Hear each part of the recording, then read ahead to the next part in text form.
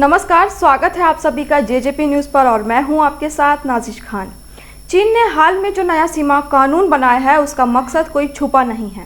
इस कानून के प्रावधानों से पहली नज़र में ही यह साफ हो जाता है कि वे जिस जमीन पर पैर रख देगा वो उसी की हो जाएगी।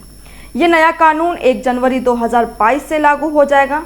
गौर करने वाली बात यह है कि चीन ने यह पैंतरा ऐसे वक्त में चला है जब भारत के साथ उसका विवाद चल रहा है और इसे लेकर अक्सर ही तनाव और टकराव की स्थितियां बनती रही हैं। उसने अपने सीमा से लगते 12 देशों के साथ तो सीमा विवाद सुलझा भी लिए हैं।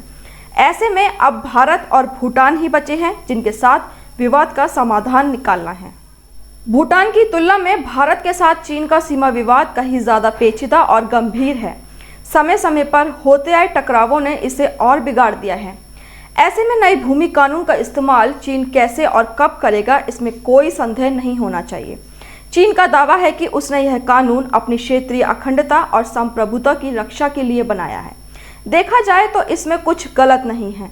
हर देश को अपनी क्षेत्रीय अखंडता और संप्रभुता की रक्षा का अधिकार है, लेकिन चीन के इस नए कानून के संदर्भ में कुछ और इशारा करने वाले हैं। इस कानून में चीन ने सबसे ज़्यादा जोर सीमाई इलाकों की रक्षा और इसके लिए वहां निर्माण पर दिया है। इसमें साफ कहा गया है कि जो ज़मीन चीन के कब्जे में है उसे चीन की ज़मीन माना जाएगा। देखा जाए तो यह ऐसा कानूनी दाव है जिसकी आड़ में चीन सीमाई इलाकों में विवादित जगहों पर अपने कब्जे को सही ठहराएगा। इसके लिए संघर्ष से भी परहेज नहीं करेगा, जैसा कि उसकी फितरत है। इस कानून का उल्लंघन ना हो, यह सुनिश्चित के लिए वह सीमाई इलाकों में अपनी सैन्य गतिविधि बढ़ाता रहेगा। हाल में उसने ऐसा किया भी है। अरुणाचल प्रदेश और सिक्किम से लगी सीमाओं पर उसकी बढ़ती सैन्य गतिविधियां भारत के लिए चिंता पैदा कर रही हैं। नए भूमि कानून में पड़ोसी देशों के साथ चले आ रहे ज़मीनी सीमा विवादों को दोस्ताना माहौल में निपटाने की बात भी कही गई है। साथ ही यह भी चीन की सेना सीमा पर होने वाली घुसपैठ, अतिक्रमण और उकसावे की कार्रवाइयों से भी निपटेगी।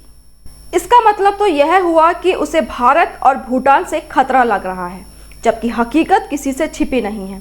जहां तक सवाल है भारत का, तो भारत ने अपनी तरफ से आगे चलकर कभी ऐसा कोई विवाद नहीं किया जिससे बदले में चीन को कुछ करने का मौका मिलता।